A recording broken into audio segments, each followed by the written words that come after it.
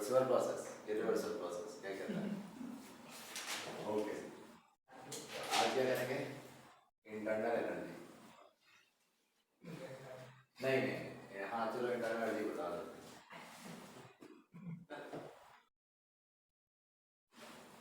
You,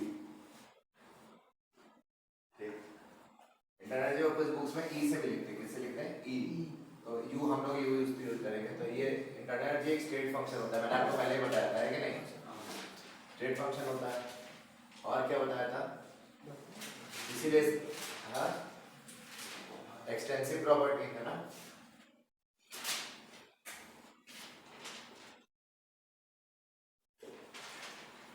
बताया था ना। और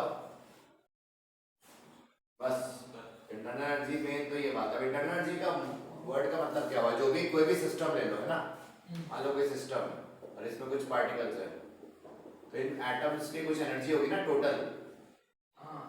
टोटल मतलब sum of all the types of various energies inside this system will be what? Total energy ना, ठीक है। तो टोटल एनर्जी जो है वो इंटरनल एनर्जी, वो सिस्टम की सम टोटल ऑफ ऑल। अब बताओ यहाँ पे एटम ट्रांसलेशन मोशन में रहेंगे कि नहीं? तो उनकी कुछ ट्रांसलेशन एनर्जी होगी, ट्रांसलेशनल एनर्जी, प्लस कुछ रोटेट होंगे, तो उनकी कैसी एनर्जी होगी?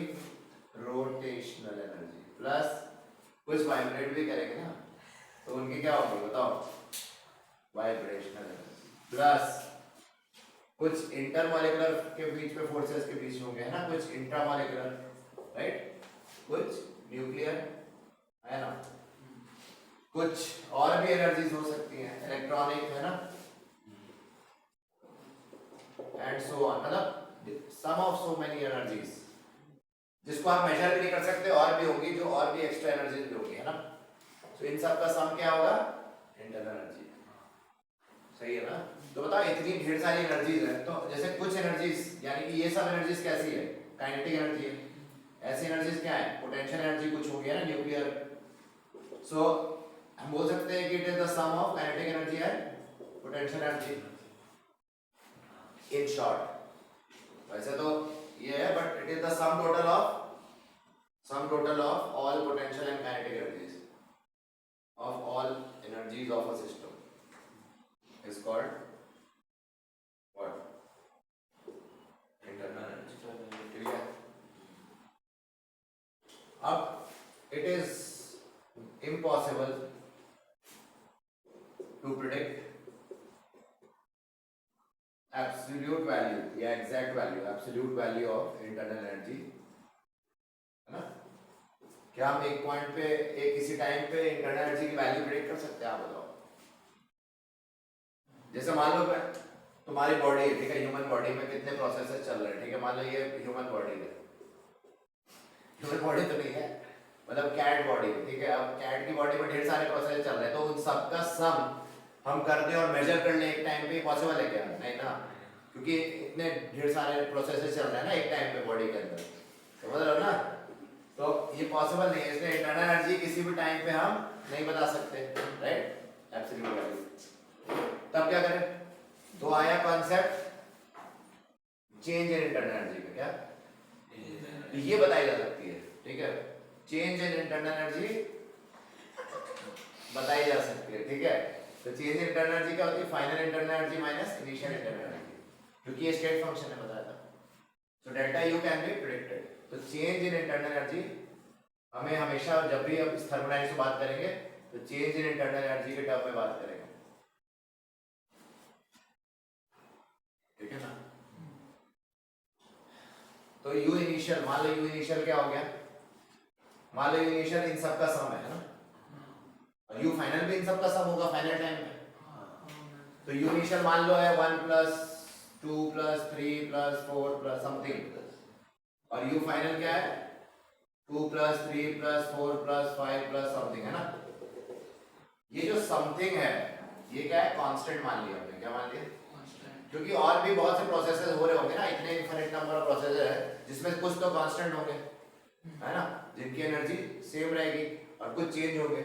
मान लेते हैं चेंज हो रहे हैं, 1 से ये क्या हो गया? 2 पे, 2 से क्या हो गया? 3, 3 से 4 और 4 से 5, तो UF माइनस UI क्या आएगा बताओ, इन दोनों का डिफरेंस करो, क्या आएगा delta U, 2 minus 1 1, 3 minus 2 1, 4 minus 3 1, 5 minus, तो सबका सम हम निकाल सकते हैं कि नहीं इस तरह से। So delta U can be predicted, but absolute value of UF and UI predict करना मुश्किल है, ठीक है। एब्सोल्यूट वैल्यू मतलब एग्जैक्ट वैल्यू प्रेडिक्ट करना मुश्किल है, और आगे देखेंगे डेल्टा U इस तरह से नहीं मेजर करते हैं, फर्स्ट लॉ ऑफ थर्मोडायनेमिक्स लगाते हैं। डेल्टा U का आगे देखेंगे फॉर्मूला Q प्लस W होता है ना, ये नोट कर लो आप।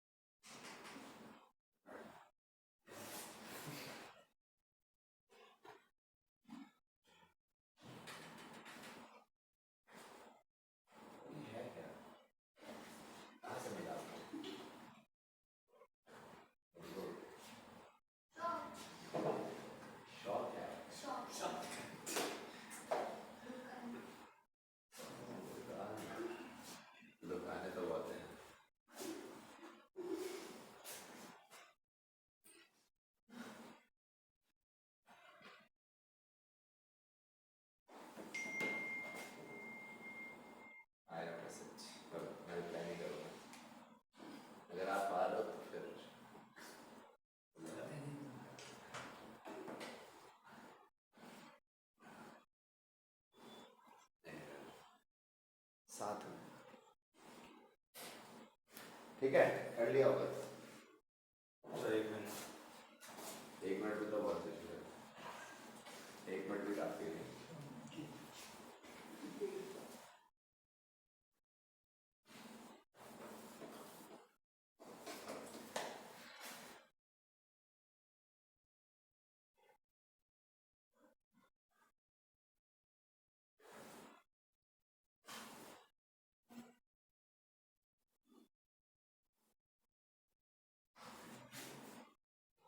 क्लियर हो गया ना। तो अब यहाँ पे देखो U क्या है, काइनेटिक एनर्जी और पोटेंशियल एनर्जी का सम है, और काइनेटिक एनर्जी किस पर डिपेंड करती है, टेम्परेचर पे, पोटेंशियल एनर्जी किस पर डिपेंड करती है, वॉल्यूम पे। दो मॉलिक्यूल के बीच में पोटेंशियल एनर्जी है अगर, तो उसके लिए स्पेस चाहिए ना, और काइनेटिक एनर्जी किस पर डिपेंड करेगी, टेम्परेचर बढ़ाओगे तो काइनेटिक एनर्जी बढ़ेगी। हम बोल सकते हैं internal energy is a function of temperature and volume, आया ना, क्लियर है। तो ये फॉर ऑल गैसेस, ये ऑलवेज ट्रू है ना, हमेशा होता है फॉर ऑल गैसेस, चाहे रियल हो चाहे आइडियल, सबके लिए ये मान सकते हैं, it is a function of temperature and volume. अब only for ideal gas, for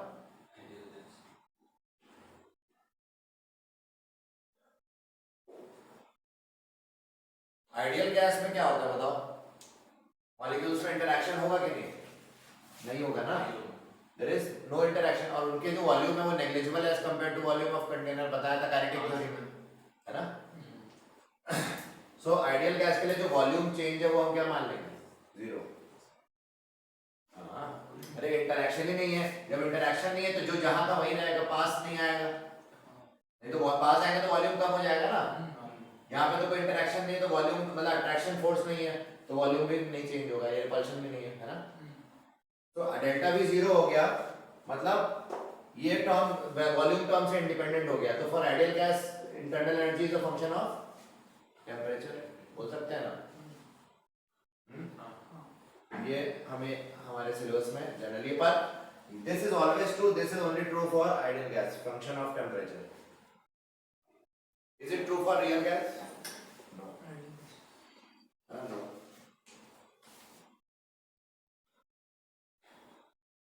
अच्छा, कल मैंने जीरोथ लॉ बताया था तुमको ना, जीरोथ लॉ का मतलब समझ में आया था तुमको? अरे जैसे तुम्हारी बॉडी है ना, उसको कौन, उसकी हीट को कौन पिकअप कर रहा है, ग्लास जो थर्मोमीटर है, और थर्मल इक्विलिब्रियम में तुम्हारी बॉडी के साथ यानी कि ग्लास गया, ग्लास ने हीट ली तो थर्मल इक्विलिब्रियम में आया ना थोड़ी समय बाद, टेम्परेचर मेंटेन हुआ। फिर ग्लास क्या हुआ, किसके साथ इक्विलिब्रियम में गया, मर्क्यूरी के साथ। तो अल्टीमेटली जो तुम्हारा हीट था, तुम्हारी बॉडी का जो टेम्परेचर था वो मर्क्यूरी के हाइट कॉलम है ना, कॉलम के हाइट के बराबर हुआ। Basically the height of mercury column is representing your body temperature.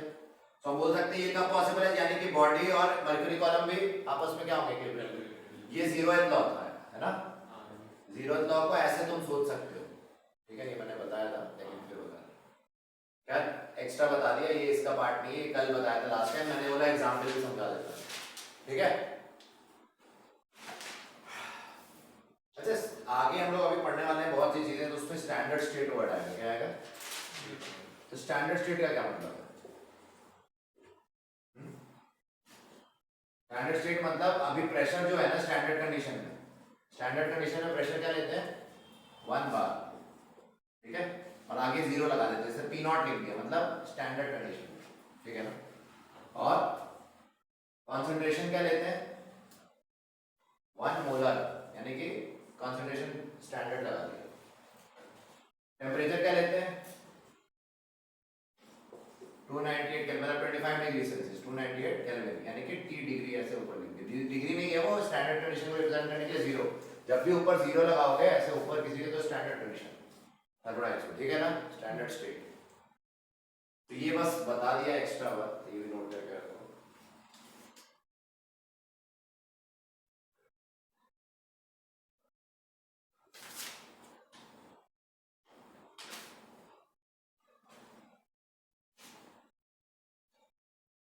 Note करो।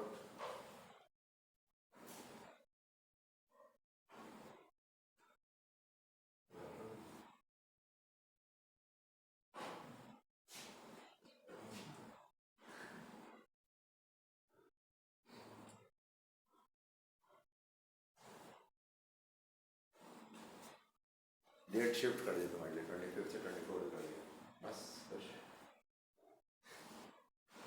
तो मतलब आपकी क्लास नहीं आनी पड़ेगी फिर, ट्यूसडे आना पड़ेगी। हाँ तुम्हारे पास नहीं होगा ना, कुछ हो नहीं, बट आपकी क्लास में होगी, लॉस होगा मेरा। घर नहीं जा पाओ, मुझे कहीं और पहुंचोगे। 24 क्या ट्यूसडे है ना, हाँ उसी दिन। छुट्टी है। लेकिन अगर मैंने बोल दिया बेटा बच जाओ,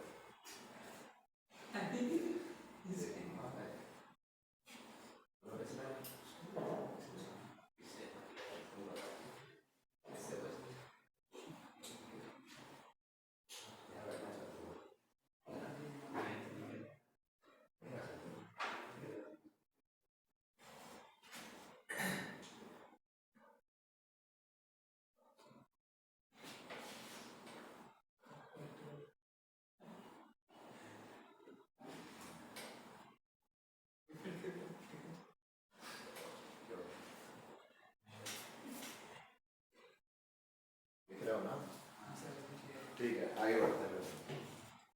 तो इंटरनल एनर्जी का कॉन्सेप्ट समझ में आएगा।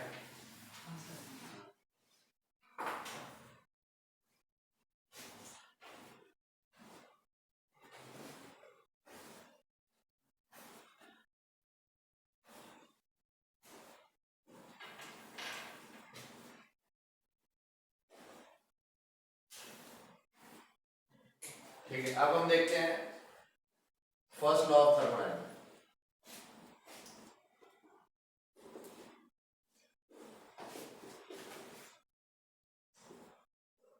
First law of thermodynamics,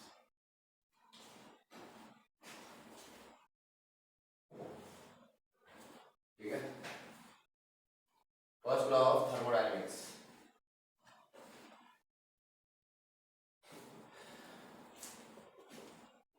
So the energy of universe है ना is conserved, यानी कि कांस्टेंट है, constant for a thermodynamic process, for a क्या थर्मोडायनेमिक प्रोसेस, ये कहता है ये। और ये किसका लॉ है, it is the law of, it is actually a type of law of conservation of energy, है ना, that energy can neither be created nor be destroyed in an isolated system. क्यों, है ना, पता ही है law of conservation of energy. तो कैसे लग रहा है यहाँ पे, तो जो भी इंटरनल एनर्जी है ना बॉडी की, जो small change in internal energy है ना बॉडी की, वो दो तरीके से एक्सप्रेस होती है ना. कैसे, कुछ in the form of heat dq, small heat, है ना, exchange, and some in the form of small work done, समझ लो, है ना. तो इस तरह से एक्सप्रेस होती है. अब मान लो हम स्टेट 1 से स्टेट 2 जा रहे हैं, ठीक है. मान लो हमारे पास एक स्टेट 1 है और यहाँ से हम स्टेट 2 जा रहे हैं, ठीक है. तो स्टेट 1 से जब हम स्टेट 2 पे जा रहे हैं, और कैसे जा रहे हैं, infinitesimally small number of steps, infinitesimally small number of steps से. तो क्या होगा बताओ, अगर हम बहुत धीरे धीरे बहुत स्मॉल नंबर ऑफ स्टेप्स लेके जा रहे हैं, तो इंटीग्रेशन क्या होगा, अगर हम इनिशियल स्टेट से फाइनल स्टेट इंटीग्रेट कर दें दोनों तरफ, है ना, यहाँ पे, तो यहाँ पे भी इंटीग्रेट करेंगे इनिशियल से फाइनल, है ना, और इधर से भी इंटीग्रेशन इनिशियल से फाइनल करेंगे. तो बताओ क्या होगा, इंटीग्रेशन किस इसका क्या होता है, du का इंटीग्रेशन क्या होता है initial to final, delta u, बताया था ना. और dq का इंटीग्रेशन q, स्मॉल q ले सकते हो या कैपिटल q, कुछ भी. d डेल्टा क्यों नहीं लिखते हैं, मैंने बताया था, q is the state function, कभी भी डेल्टा नहीं लिखते उसके आगे, है ना. Plus work done, total work done, क्योंकि ये भी पाथ फंक्शन, स्टेट फंक्शन नहीं है, इसके आगे भी डेल्टा नहीं लगाएंगे. डी लगा सकते हैं, डेल्टा नहीं लगा सकते. क्लियर हो गया, डेल्टा सिर्फ डेल्टा यू के आगे लगा रहे हैं यहाँ पे. हम क्या बोलेंगे, डब्ल्यू क्या है, total work exchange in process.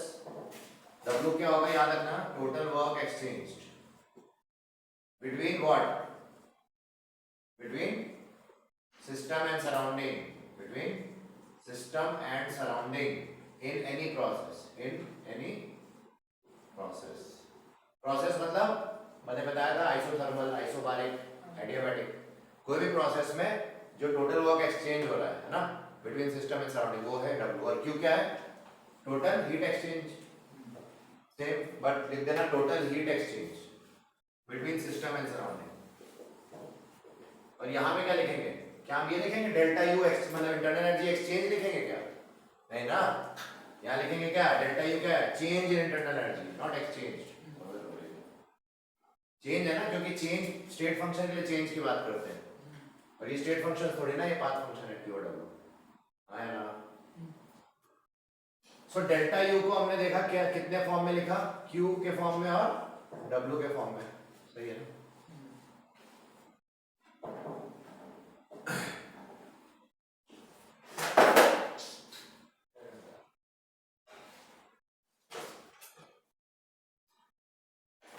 अच्छा बताओ, अगर इंटरनल एनर्जी बढ़ेगी सिस्टम की, क्या बोला, इंटरनल एनर्जी बढ़ेगी, तो चेंज इन इंटरनल एनर्जी क्या बोलेंगे, पॉजिटिव है ना. और इंटरनल एनर्जी कम होगी तो क्या बोलेंगे, change in internal energy negative. ये आ गया.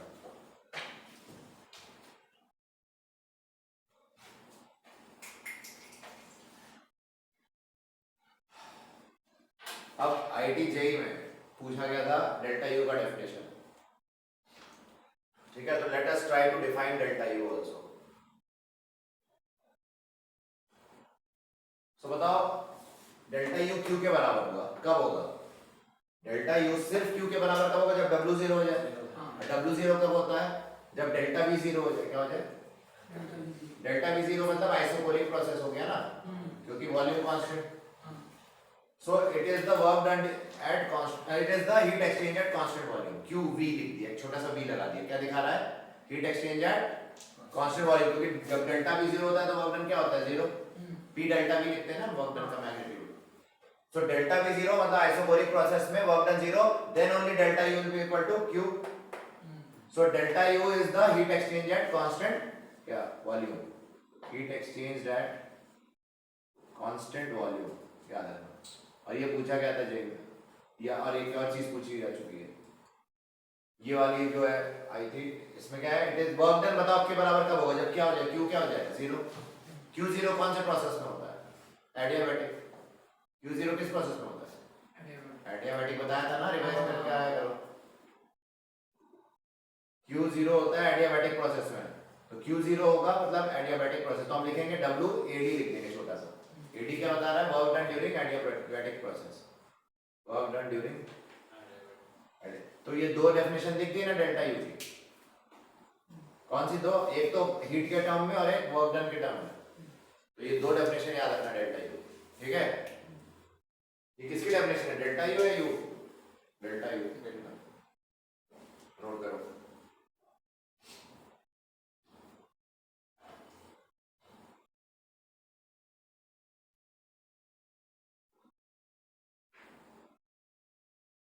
ये भी जेईई मेन में आ चुका है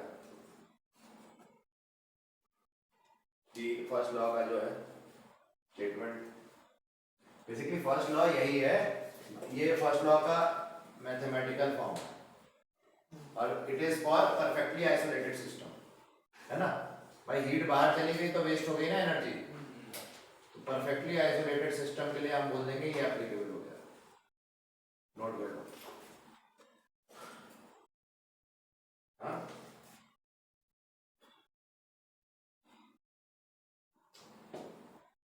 जैसे यूनिवर्स के लिए एप्लीकेबल है, ठीक है? क्योंकि यूनिवर्स के बाहर क्या एनर्जी जा सकती है? सब कुछ यूनिवर्स का है, सिस्टम और सराउंडिंग सब यूनिवर्स के अंदर ही है। सो लिखो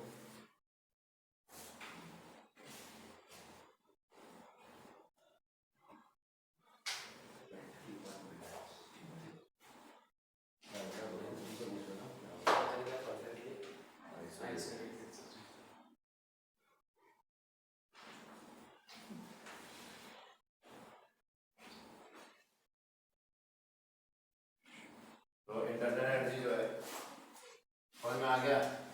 अब हम साइन कन्वेंशन पढ़ लेंगे। लो इधर साइन कन्वेंशन, वर्क डन क्या, अगर हम साइन कन्वेंशन देखें, वर्क डन का जो साइन कन्वेंशन है क्या? Work done on system, work done on system क्या होता है? पॉजिटिव। मान लो आप सिस्टम और आपके ऊपर काम किया जा रहा है तो क्या हुआ? पॉजिटिव। और वर्क डन बाय सिस्टम, आपको बोल देता हूं मैं काम करो तो आप दुखी हो जाते हो, तो क्या हो गया? नेगेटिव वर्क, ठीक है? वर्क डन, अच्छा बताओ ऑन सिस्टम किसके द्वारा? कौन कर रहा होगा सिस्टम के ऊपर? सराउंडिंग ना। तो वर्क डन ऑन सिस्टम लिखो चाहे बाय सराउंडिंग लिखो, एक ही बात हो गई, तो ये भी पॉजिटिव हो जाएगा, क्योंकि work done on system by whom, by surrounding, तो ये भी positive. Work done on surrounding by whom, बताओ वर्क डन ऑन सराउंडिंग है बाय होम, बाय सिस्टम, और इसके लिए नेगेटिव है तो इसके लिए भी नेगेटिव है ना?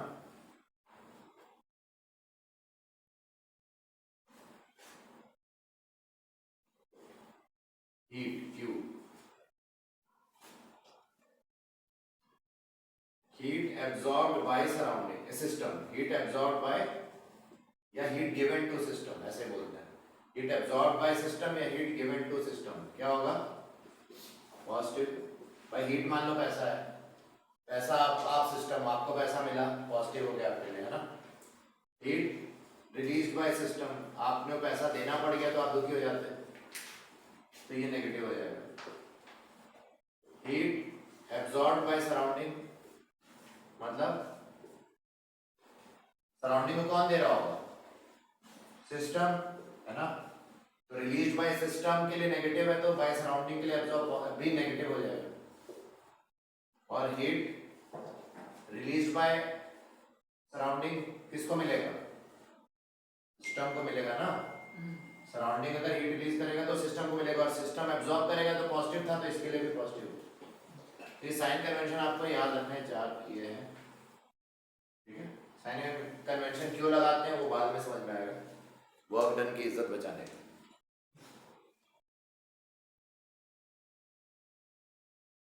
Could you say the name of the book again? What time to come tomorrow? बताओ।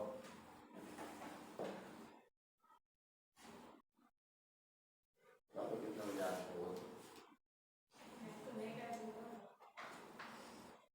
करना चाहते तो बता सकते हो, नहीं करना, छोड़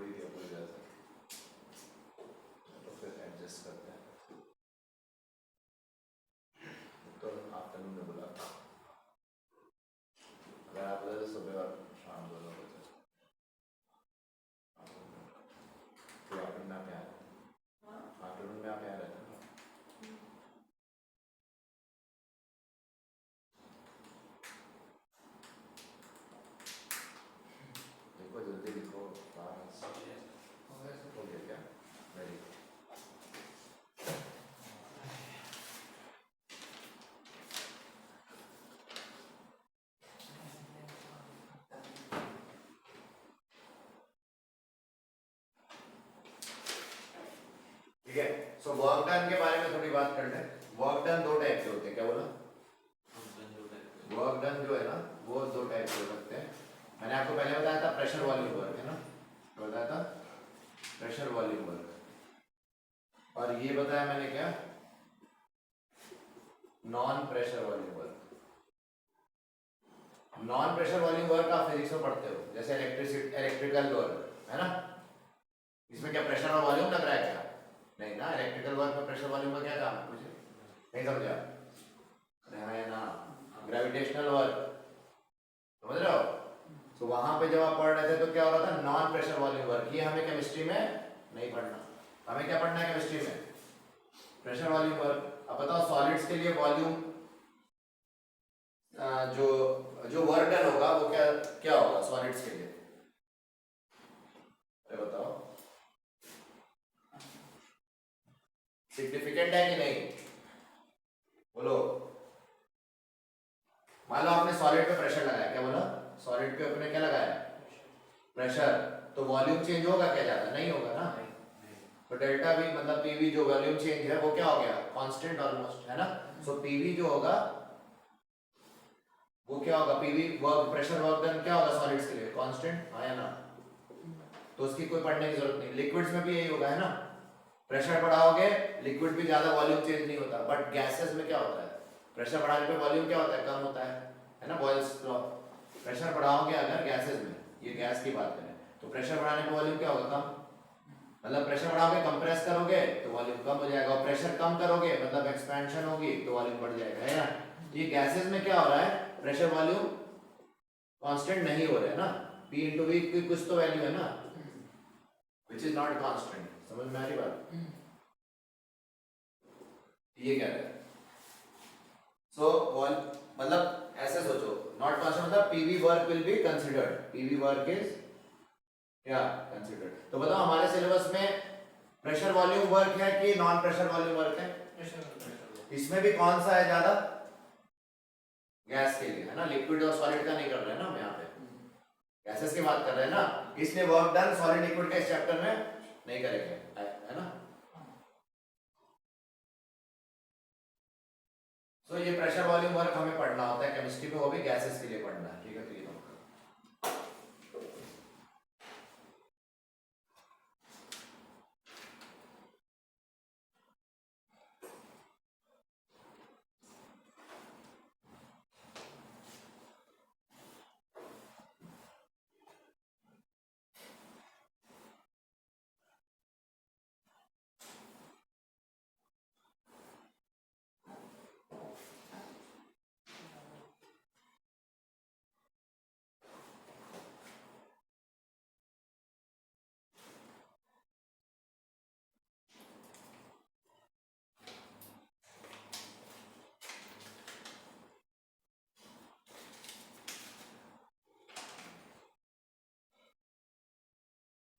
ठीक है। तो हम देखेंगे हीट कैपेसिटी या थर्मल कैपेसिटी भी कहते हैं।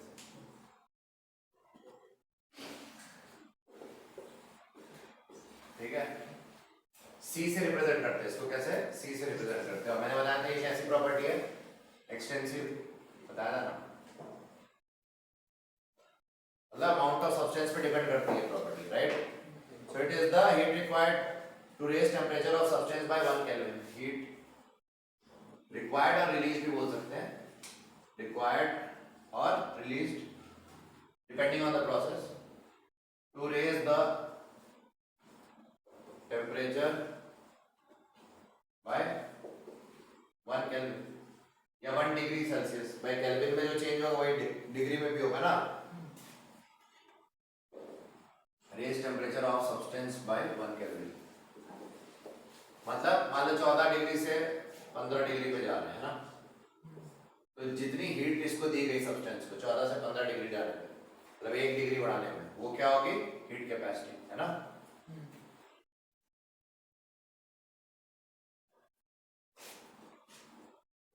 सो मान लो T केल्विन पे था, हमें बनाना है T + 1 केल्विन तक, तो हम बोलेंगे जो हीट एनर्जी दी गई वो क्या है? हीट कैपेसिटी, है ना, वही हीट कैपेसिटी। तो हीट कैपेसिटी का फॉर्मूला क्या होता है? Heat given per unit rise in or fall in temperature, है ना? Heat to increase by 1 Kelvin or decrease by 1 Kelvin depending on heat absorbed or released, हाँ है ना? तो dq by dt is the formula for this. अब इसकी unit क्या है बताओ? इसकी यूनिट क्या दिख रही है? जूल पर केल्विन या जूल पर डिग्री सेल्सियस, है ना भाई? चेंज है ना? और जूल में नहीं लिखना चाहते, कैलोरीज पर केल्विन लिख सकते हो, कैलोरीज पर डिग्री सेल्सियस लिख सकते हो, कैसे भी लिख सकते हो। हीट जूल, तो ये सब यूनिट्स हो गई इसकी, और भी हो सकते हैं ये।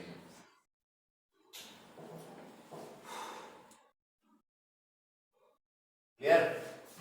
ये डिपेंड करता है डायमेंशंस पे। हीट कैपेसिटी किस पे डिपेंड कर रहा है? बोलो डायमेंशन।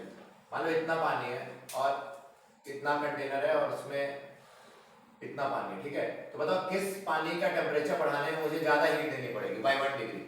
1 डिग्री से मुझे इन दोनों का टेम्परेचर बढ़ाना है, इसका मान लो 14 डिग्री पे, ये भी 14 डिग्री पे। कौन जल्दी 15 डिग्रीज पे जाएगा? अगर heat same amount of heat, इसको भी मैंने क्यू हीट दी, इसको भी मैंने क्यू हीट दी, बताओ कौन जल्दी अपना टेम्परेचर बढ़ाएगा? है ना? तो एक्सटेंसिव प्रॉपर्टी होगी ना, क्योंकि ये कितनी हीट लेगा? 14 to 15 डिग्री जाने में कम हीट ले लेगा क्योंकि थोड़ा सा ही है। डायमेंशन पर डिपेंड कर रहा है ना, ये शेप साइज। तो ये हीट कैपेसिटी इसलिए जो है एक्सटेंसिव प्रॉपर्टी हो गई, that is why it is extensive.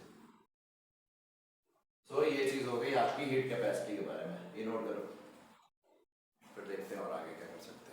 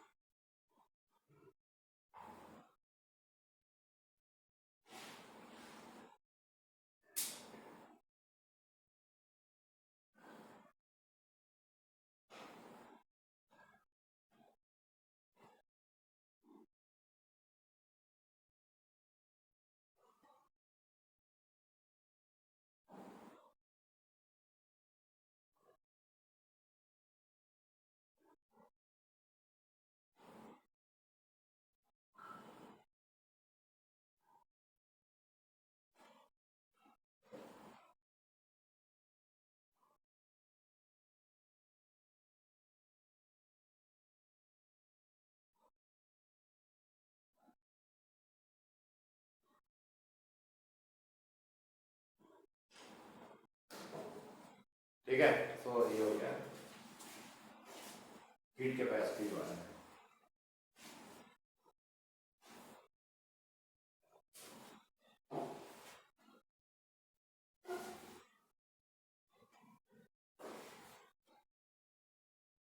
फिर हीट कैपेसिटी के बाद जो है स्पेसिफिक हीट कैपेसिटी एक होती है ना, क्या होती है?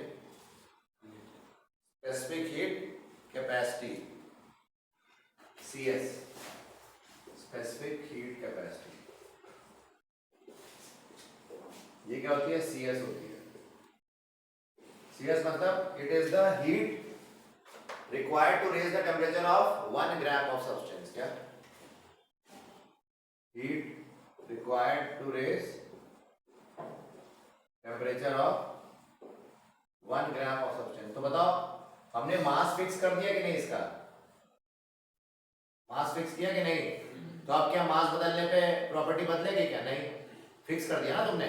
फिक्स कर दिया मतलब अब ये क्या हो गया? ये कैसा हो गया? एक्सटेंसिव या इंटेंसिव?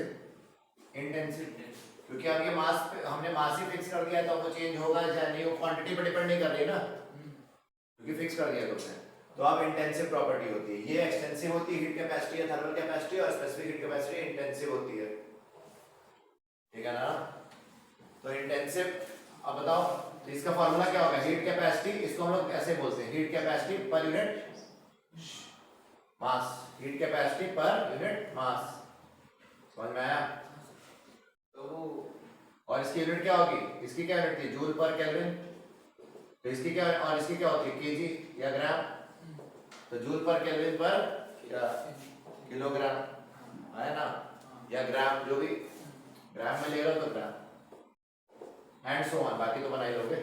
हाँ बोलो। So 1 gram of substance by 1 degree Celsius. हाँ बाय 1 डिग्री, सही है, बाय 1 डिग्री सेल्सियस, करेक्ट। तो सी एस क्या हो जाएगा, सी की वैल्यू क्या थी, क्यू अपॉन डेल्टा टी, हाँ या ना। और यहाँ मास भी आ गया। अरे ये देखो ना, यहाँ पे सी क्या था, D Q by D T, ऐसे लिखो, चाहे डेल्टा के टर्म में लिखोगे तो कैसे लिखोगे, क्यू अपॉन डेल्टा टी, हाँ या ना, इंटीग्रेट कर दो। तो वही तो हो गया। तो स्पेसिफिक हीट क्या हो गई, सी की जगह हमने डाल दिया क्यू बाई डेल्टा टी। तो हमें ये छोटी क्लासेस में पढ़ते थे आप ऐसे, तो वो चीज हो गई। ऐसे भी लिख सकते हो उसको, स्पेसिफिक हीट को।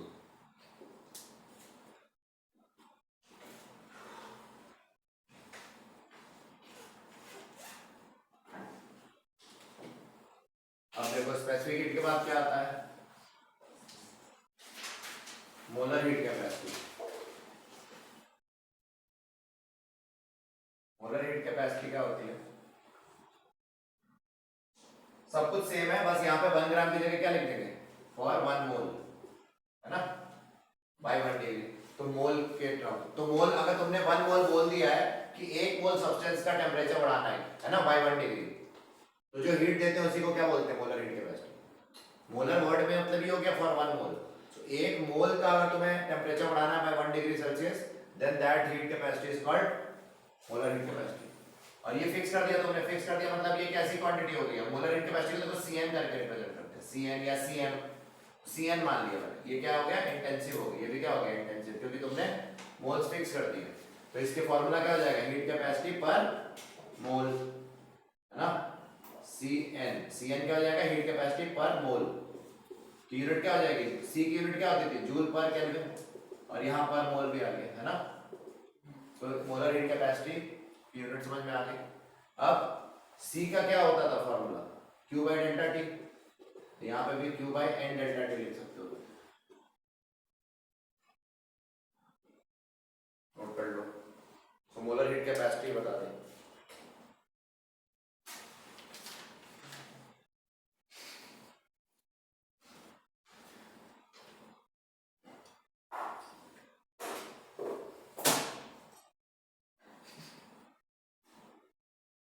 अब देखो heat capacity is measured in 2 conditions, है ना। हीट कैपेसिटी जो पढ़ाया है इसको 2 कंडीशन में मेजर करते हैं। हीट कैपेसिटी मतलब C, जो ये बताया ना, C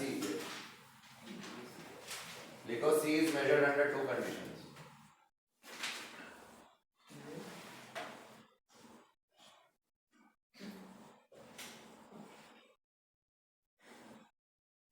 पहला अंडर कांस्टेंट प्रेशर, तो heat capacity at constant pressure, eight constant क्या प्रेशर। अगर हीट कैपेसिटी लिखना है एट कांस्टेंट प्रेशर तो क्या लिखेंगे, Cp। अच्छा, स्पेसिफिक हीट कैपेसिटी लिखनी है कांस्टेंट प्रेशर तो कैसे लिखेंगे, Csp। और मोलर हीट कैपेसिटी Cnp। उसी तरह सेकंड क्या है, एट कांस्टेंट वॉल्यूम पे भी मेजर कर सकते हैं इसको। तो एट कांस्टेंट वॉल्यूम करोगे तो क्या होगा, Cv लिख सकते हो, हीट कैपेसिटी को तुम लिख सकते हो Cv यहाँ पे, और specific heat at constant volume, और molar heat capacity at constant volume, है ना, आया ना। तो ये लिखने के तरीके हैं, स्टाइल्स हैं।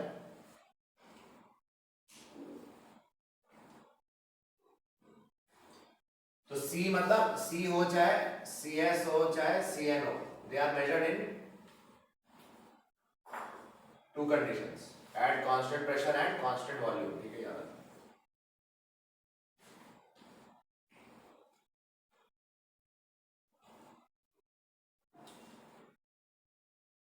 अब तुमने क्या किया, एक आइडियल गैस लिया ना, क्या किया, एक आइडियल गैस को बड़े कंटेनर में रख दिया, है ना।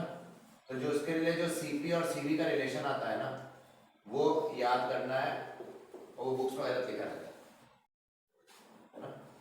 तो क्या होता है, इट इज Cpn माइनस या Cnp minus Cnv is equal to R। इसको कैसे रीड करेंगे बताओ, the difference between molar heat capacity at constant pressure and molar heat capacity at constant volume is equal to gas constant। समझ में आया, books में लिखा रहता है Cp minus Cv equal to R, हाँ या ना। ये गलत है, ऐसे नहीं लिखना है, इसका मतलब ही नहीं समझ में आ रहा है। इसका तो मतलब हो गया कि heat capacity at constant pressure, गड़बड़ हो गई ना। तो याद रखना Cp माइनस Cvr नहीं होता, Cnp माइनस Cnvr होता है। जहां पे Cnp मतलब हीट के molar heat capacity at constant pressure, molar heat capacity at constant volume, ये याद रखना। और एक और रिलेशन होता है, हम आगे पढ़ेंगे, लाप्लास ये पॉइजन्स रेशियो, ये देखो गामा होता है Cnp अपॉन Cnv, ठीक है। ये हम रेशियो ऑफ स्पेसिफिक हीट्स है ना, इसको क्या बोलते हो, रेशियो ऑफ स्पेसिफिक हीट्स, ये रेशियो होता है। और इस रेशियो में हम आगे पढ़ेंगे अभी Cnp is always greater than Cnv, यानी कि gamma is going to be greater than 1, है ना। अच्छा, अगर मैं चाहता हूं Cp माइनस Cv किसके बराबर है, अगर आपसे एग्जाम में क्वेश्चन है what is Cp minus Cv equal to, तब it is equal to n into r, क्या, क्योंकि इसको डिवाइड Cp बाय n लिख सकते थे इसको, और Cv बाय n, तो n उधर भेज दिया तो ये मिल गया, है ना। तो Cp minus Cv equal to n into r, but Cnp minus Cnv is equal to r, तो ये याद रखना। तो ये भी रिलेशन अब जाके ये सही हुआ, और ये तो सही था, याद रखना। और ये तीसरा gamma is the ratio of specific heat, molar heat capacity at constant pressure and constant volume, ठीक है, नोट कर लो।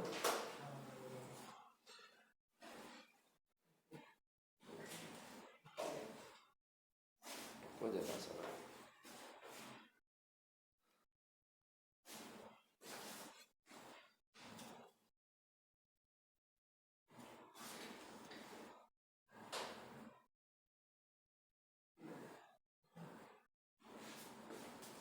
ठीक है। तो करके आना बाकी रिवाइज हम लोग कल कंटिन्यू